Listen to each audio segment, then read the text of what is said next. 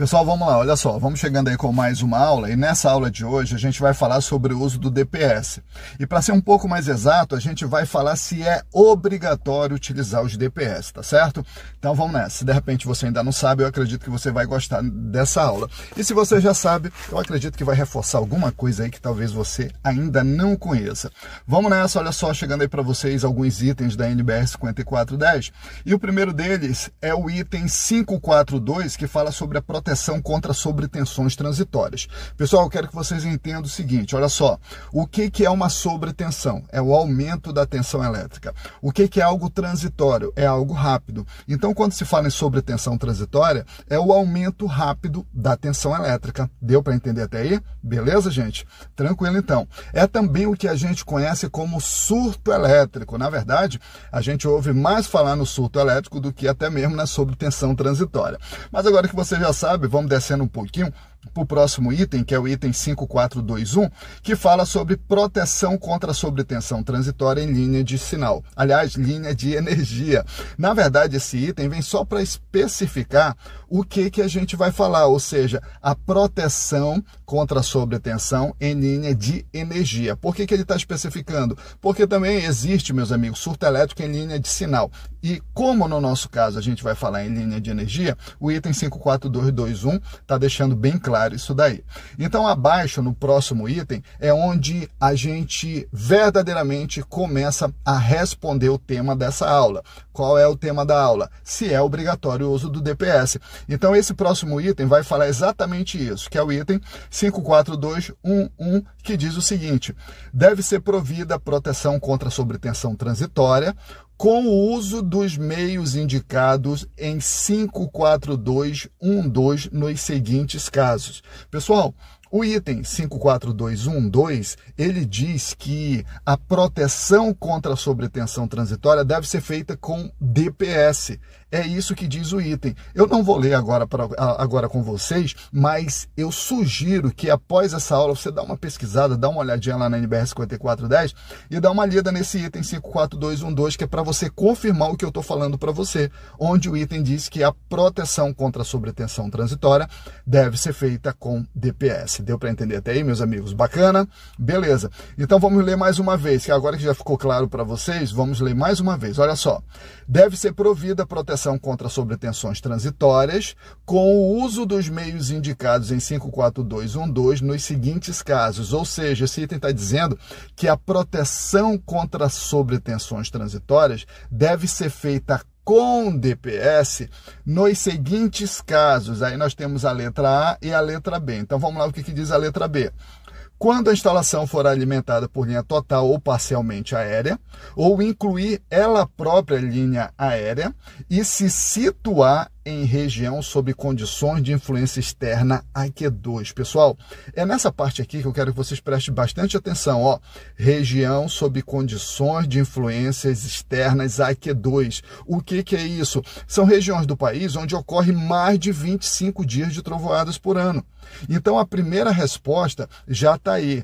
É obrigatório o uso do DPS nas instalações elétricas em regiões onde ocorre mais de 25 dias de trovoadas por ano. E um outro detalhe bem interessante está na letra B, dizendo que também é obrigatório utilizar DPS quando a instalação se situar em região sob condição de influência externa AQ3. Pessoal, preste atenção nesse outro detalhe, ó. Região sob condições de influências externas AQ3. Você vai já entender o que é uma região sob condição de influência externa AQ3. Observa que a norma, ela está pedindo para a gente dar uma olhadinha lá na tabela 15. Observa aqui, gente, ver tabela 15, aqui mesmo da NBR 5410. Então vamos lá. Observa que já está chegando aí a tabela 15 aí na tua tela. A tabela 15, meus amigos, olha só o título: Descargas atmosféricas. É uma tabela pequena, que tem 4 colunas. Vamos observar junto a primeira coluna da esquerda, que fala sobre o código código de quê? O código das descargas atmosféricas. Observe que aqui embaixo todo código tem AQ.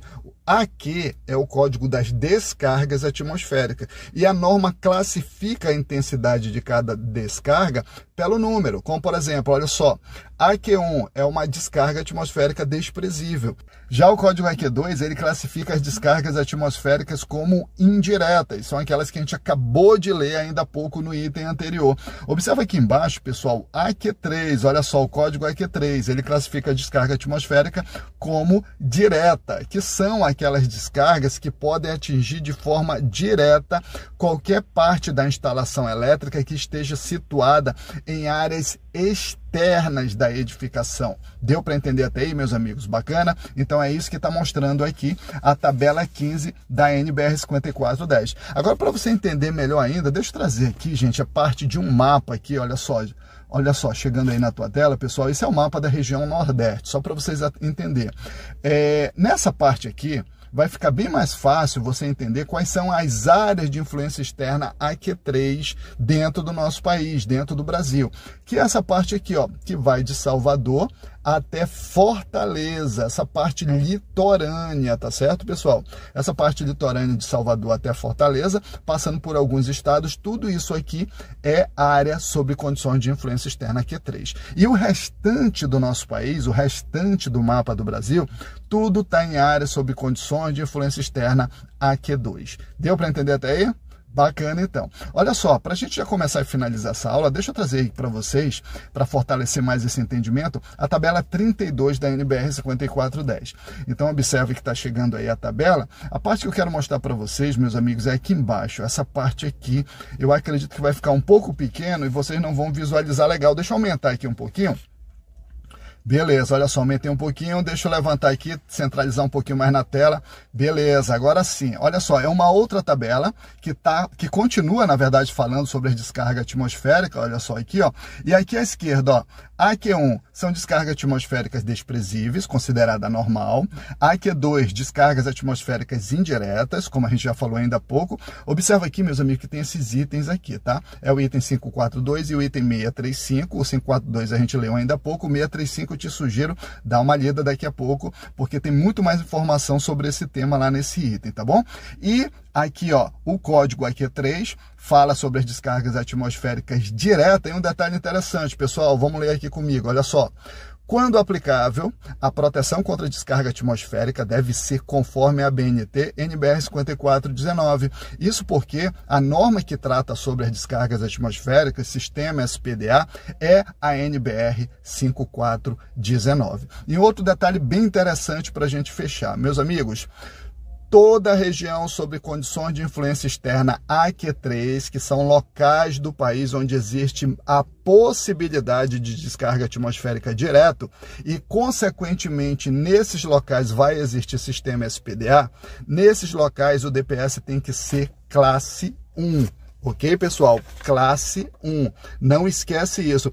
Por que classe 1? Porque os DPS classe 1, eles são DPS projetados para suportar corrente de descargas muito altas mesmo, tá certo, meus amigos? Como aquelas que, como eu falei ainda há pouco, podem atingir diretamente as instalações elétricas. E para os locais sob condições de influência externa AQ2, que é onde ocorre, na maioria das vezes, as descargas atmosféricas indiretas, o DPS tem que ser classe 2, tá certo, meus amigos? Por que classe 2? Porque são DPS usados para proteger contra subtensões indiretas, que são aquelas que viajam pela rede elétrica. Deu para entender, meus amigos? Tranquilo?